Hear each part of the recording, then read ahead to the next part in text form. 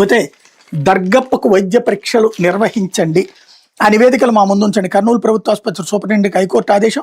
హత్య కేసులో నిందితుడు ఉన్న కర్నూలు జిల్లాకు చెందిన బేగర్ దర్గప్పను పోలీసులు చిత్రహింసలకు గురి చేశారన్న ఆరోపణల నేపథ్యంలో హైకోర్టు ఆదేశాల మేరకు ఆయన వాంగ్మూలాన్ని నమోదు చేసిన మ్యాజిస్ట్రేట్ దాన్ని సీల్డ్ కవర్లో ధర్మాసనం ముందు ఉంచారు. మంగళవారం జరిగిన విచారణలో ఆ నివేదికను ధర్మాసనం పరిశీలించింది.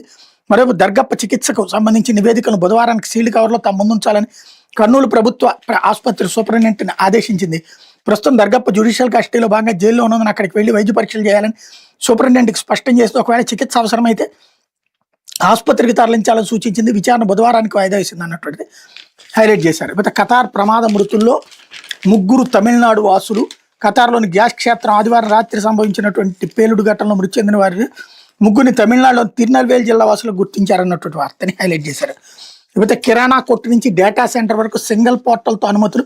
20 లక్షల ఉద్యోగాల కల్పనపై సమావేశంలో మంత్రి లోకేష్. కిరాణా కొట్టు నుంచి డేటా సెంటర్ వరకు సింగిల్ పోర్టల్ ద్వారా అనుమతులు మంజూరు చేసే విధానాన్ని రూపొందించాలని రాష్ట్ర విద్యా ఐటీ శాఖల మంత్రి నారా లోకేష్ అధికారులను ఆదేశించారు. రాష్ట్రంలో 20 లక్షల ఉద్యోగాల కల్పనకు మంత్రి లోకేష్ నేతృత్వంలో ఏర్పాటైన మంత్రుల బృందం సమావేశం ఉండవల్లి నివాసం నిర్వహించారన్నటువంటిది హైలైట్ చేశారు.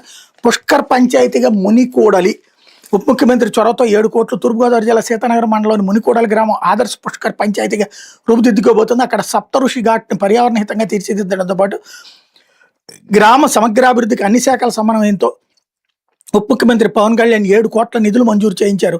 స్వచ్ఛ గోదావరి పవిత్ర పుష్కరాల థీమ్తో మోడల్ పుష్కర్ పంచాయతీలు తీర్చిదిద్దేందుకు ఉప ముఖ్యమంత్రి ప్రణాళికలు రూపొందించారన్నటువంటి వార్తని హైలైట్